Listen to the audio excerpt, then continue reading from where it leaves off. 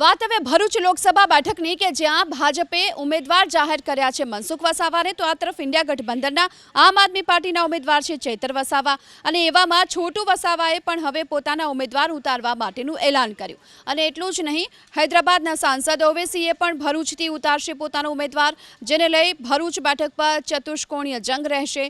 આ મુદ્દે જ ભાજપના ઉમેદવાર મનસુખ વસાવાનું કહેવું છે કે ગમે એટલી પાર્ટીઓ આવે ભાજપ જીતશે, કેમ કે ભાજપનું સંગઠન મજબૂત છે. મનસુખ વસાવાએ એ પણ કહ્યું કે આમ આદમી પાર્ટી અને ઓવૈસીની પાર્ટી AIMIM એક જ પાર્ટી છે. તો ચૈતર વસાવાએ ભાજપ પર પલટવાર કર્યો.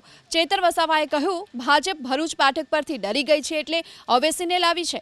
ચૈતર વસાવાએ એ પણ સ્વીકાર્યું, ઓવૈસીના કારણે અમને થોડું નુકસાન થશે, પરંતુ જીત અમારી જ થશે.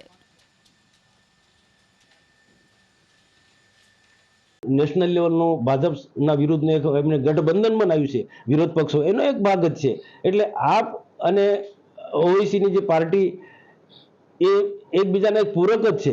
ભાજપને કેમ કરીને પરાસ્ત કરવો, ભાજપના વોટ કેવી રીતના કાપી શકાય, એ વ્યૂહરચના સાથે બધા મેદાનમાં આવી રહ્યા છે.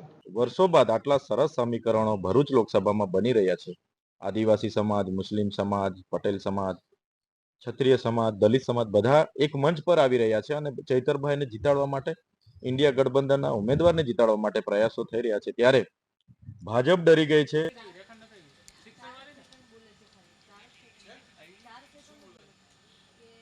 તો હાલ તો આ બેઠક ભરૂચ કે જે ચતુષ્કોણીય જંગ થવા જઈ રહ્યો છે ભરૂચ લોકસભા બેઠક પર, અને આ તરફ ભાજપ કોંગ્રેસ બંને પોતાના જીતના દાવા પણ કરી રહ્યા છે. એવામાં હવે AIMI એટલે કે ઓવૈસીના પાર્ટી તરફથી પણ ઉમેદવાર ઊભા રહેશે. તો છોટુ વસાવાએ પણ હાલ એ કહ્યું છે કે આ બેઠક પરથી અમે પણ ઉમેદવાર ઊભા રાખીશું.